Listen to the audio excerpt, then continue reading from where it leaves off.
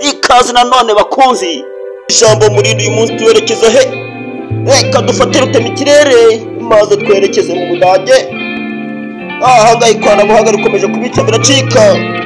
Yandi magambo ikoranabuhanga rirakataje rigeze kure bagenzi.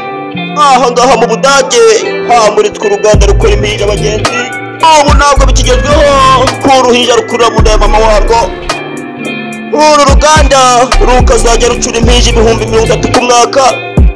Uyu mushinga bagenzi watekerejweho bwa mbere hagana mu 1950. None irebere dore tagiye gushyirwa mu bikorwa muri uyu mwaka. Imana yakumenya ikiri urusoro mu nda ya nyoko, ariko abangaba n'urusoro mu nda y'imashini bagenzi. Ese babigenza gute? Babikora gute kugira ngo urusoro ruboneke mu mashini bagenzi? Tuzajya ugenda umuntu utanga amasoro yawe witahire, uzagarukije gufata uruhinja bagenzi. Ikimenyetso cya mbere kigaragara mu maso y'abantu, mu maso y'abana b'Imana bagenzi.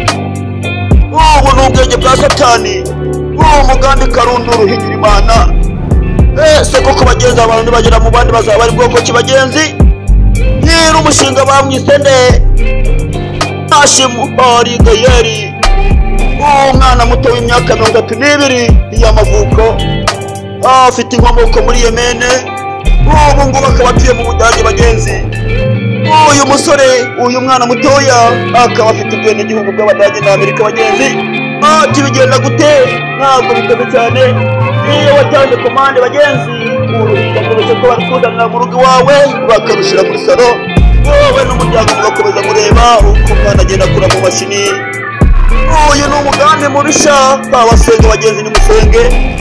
Ese bigenza gute kugira ngo ubone uruhinja bagenzi? Ujya ku ruganda ugatanga komande niba wifuza umwana mugufi, babandi bikunda atwara uswede bagenzi, ugatanga komande. Cyangwa se niba ushaka umuzungu w'umwirabura, cyangwa se niba ushaka bamuvura indwara za karande bagenzi, bakaguhereza komande yawe y'uruhinja mu mashini, ubundi ugaca ukitahira.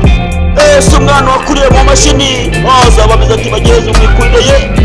Umwana utarigeze akurira mu nda ya mama we maze ngo yumva uburyohe bw'umwana mu nda, bizaba bimeze bite? Ese ujya mukuru yizi uburyo bwo gukuraho ububabare bw'umubyeyi igihatara. Ubu twita amezi ikene n'ibikigezweho.